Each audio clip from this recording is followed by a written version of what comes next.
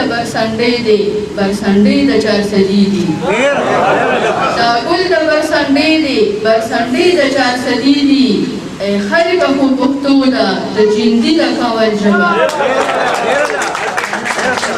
د تنگی پنج سکول کې د اسسټنټ کمشنر حبیب خان اپریدي په مرسته د قلم قافلې ادبي تنظیم د سوري لاندې یو خوندوره مشاعره وشوه چې د علاقې ناموړو شاعرانو عبدالخالق بادل او محبوب ګل یاسر یې ټول انتظامی امور ترسره کړل. مشاعره کې مشهور شاعرانو یار محمد ماموم، نمروز قیس، جلبل اشنغری، ارشد شاهکار، آزاد اشنغری، سمندر عثمان هیل، عبدالخالق بادل، محبوب گل یاسر، زاہدہ تنہا، نورین امان شمع، نازیہ دورانی، عاطف شہزاد عزت، سرور ہٹک، مشتاق شاہین، میران دیش، ذوالبقار علی خان، حاجی گل رحمان ساپی، اجمل دورانی، گل محمد مسرور، احمد زیب درد، ودود اشنغری، عبداللہ مومن، ضیاء الرحمن، شهاب او نور خپل زړه پورې شعرونه وړاندې کړل او د حاضرینو نه داد وصول کو. د جبر په زندان کې بندیوانه زندگی ده نصیب زموږ څومره درمانه زندگی ده چې تا پورې درځینو په دې لاره وتېرېږي چې ستا د درد دیدار غواړي له داره وتېرېږي او د ستا دا ننګي خال ته که څوک رسېږو ته غواړي خو خامخا د زلفو د ګزاره وتېرېږي. سپوږمۍ مې خوښه ده خو بلکل په باب نه یم مین او زیرې د لمر دې وي خو زه په ماښام نه یم مین. زما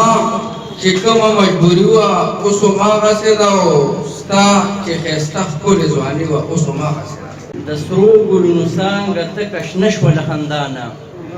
په غېږه کې زما راټولېدله داسې داسې او ډولۍ ته ورختو کې د مور ارمان کولو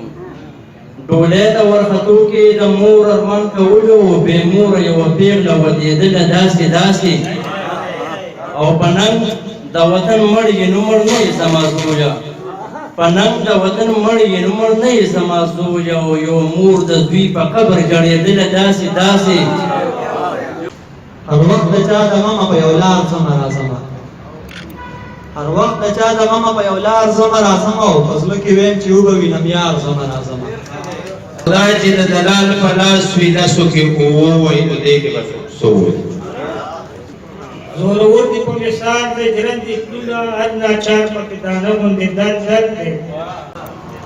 زلفې یې د مخ نه نیمې داسې نیمې داسې کړې ان لکه چې نور په نیمه شپه کې راختلي وي. یو ځل دې راوکتل نو بیا دې هم راوکتل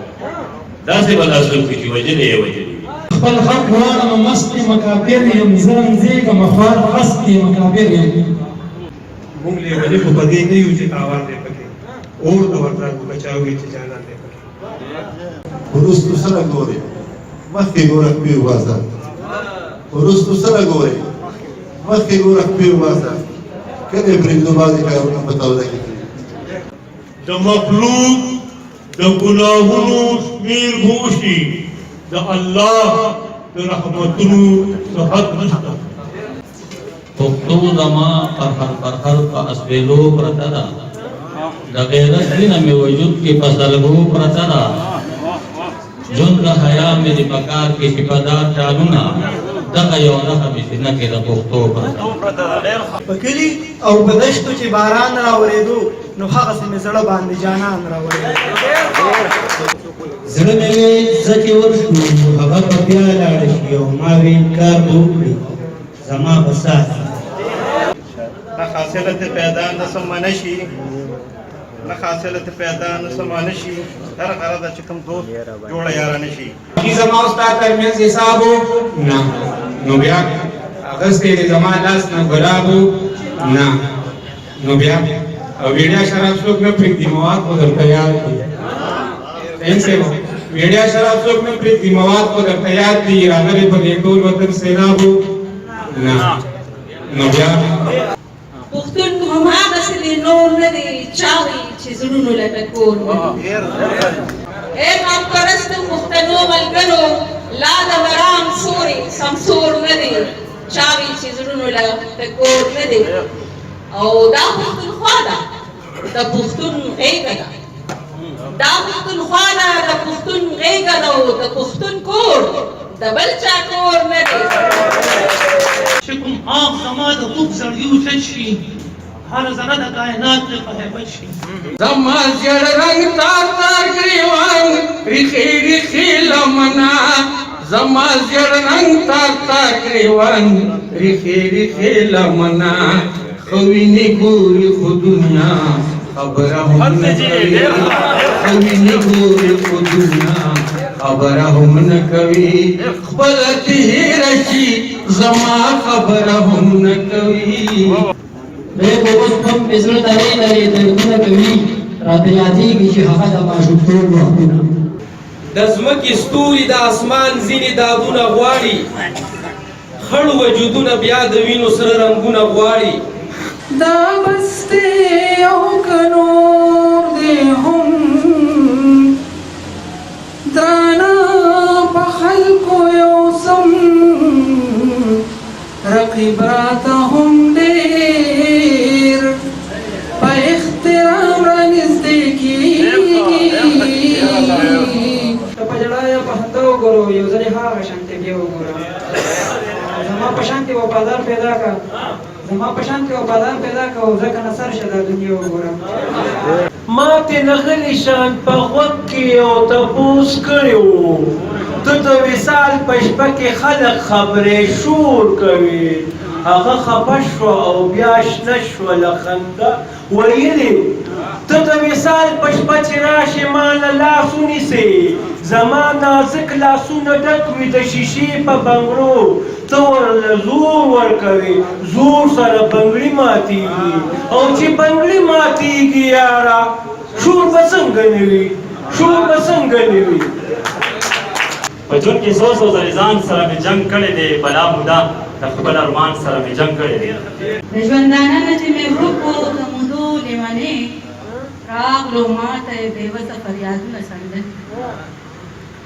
زه یم پښتنه زه پرې ویاړېږمه ځکه دې پښتو نه مې زارېږمه نفرتونو نه نفرت پکار دی او دا لږ ژوندون دی محبت پکار دی د ګل د پلار ګاڼۍ مې نه دی پکار د ګل د پلار ګاڼۍ مې نه دی پکار او د ګل د شونډو مې شربت پکار دی ژوند تیرو کې د امید رڼا به کله راځي د دې ارمان د رېږېدو سبا به کله راځي اے د لالچ د سیاست ته طبیلې ډنګرو تاسو خو بیا جنډې راغستې دي بیا څه لوبله د ژوند ښکلا د مینې رڼا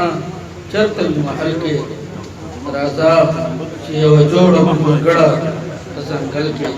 ښکلی د سیمې هم د غر ښکلی دی ښکلی د سیمې هم د غر ښکلی دی جانان زما د اشنغر ښکلی دی چې تل سپرلی وي او ځواني وي او اجمل وي او مال دولت ډېر رخاني وي او اجمل وي هغه که ډېره هم له شرم او حیا ډکه وه خو ما لپاره یې خوله هر وخت د خندا ډکه وه او چې ستا د مخ کتاب لوستلو ته وزګار نه چې ستا د مخ کتاب لوستلو ته وزګار نه شومه زه دې ما مړ کړي د دې ډېرو تنکۍ غوټۍ قتل پرتی دي د بهار په لمن بهار مې ویني ویني ښکاري د مالیار په لمن زندګۍ سندري ووایه ډېر کار پې کېږي ښه لیونۍ سندري ووایه ډېر کار پې کېږي او د مرګ پیسې خو به ملا کوي چې کار یې نشته د مرګ پیسې خو به ملا کوي چې کار یې نشته ته ښه ژوندی سندري ووایه ډېر کار پې کېږي یو د ناز په خوبونو ګل خندان دی یو د ناز په خوبونو ګل خندان دی بل ټوپک په لاس ولاړې سر ته ځوان دی دا د دواړه انسانان خو فرق دا دی چې یو دوی دی د غریب او بل د خان دی خپله خاوره راته لویه لوبه جوړه ده خو ځي پښتانه یو کوو لوبې په سرونو باندې دلته سکون دلته آرام چرته دی دلته د مینې احترام چرته دی ځمکه که جنت له رضوان وغواړه زه به ورله ښکلی اشنغر ورکړم په دغه موقع اسسټنټ کمشنر حبیب خان آفریدي د ټولو راغلو شاعرانو د زړه د تله شکریا ادا کړه او زیاته یې کړه چې دغه رنګه ادبي محفلونه به بیا هم منعقد کیږي. هغوی د ارګنایزر عبدالخالق بادل او د یار محمد ماموم هم شکریا ادا کړه. خو زه صرف د دې ټولو شکریا ادا کول غواړم، د ټولو خاص کر کې د یار محمد ماموم صاحب نور چې څومره درانه مېلمانه راغلي د ټولو شکریا ادا کوم او انشاءالله موږ به داسې پروګرامونه کوو بیا او انشاءالله دا امید لرو چې دوی به بیا راځي. دوستو ناموړو شاعرانو ته د هغوی د ادبي خدماتو پرانا کې شیلډونه ورکړل شو. په دغه زبردسته مشاعره باندې راغلي ناموړو شاعرانو د ادب سره تعلق لرونکي د اسسټنټ کمشنر حبیب خان آفریدي او عبدالخالق بادل مننه وکړه چې دغه رنګه ادبي محفل جوړولو کې هغوی یو بهترین کردار تر سره کړو. کیمرامین مهران سره محمد صدیق، هشت نگر نیوز، تنگی.